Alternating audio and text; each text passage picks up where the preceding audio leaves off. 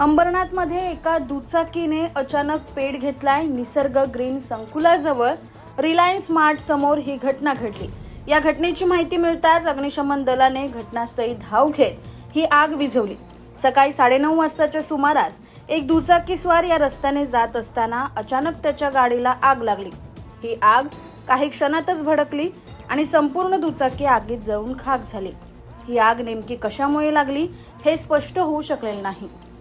Bureau report, AB fast news, Ambernath.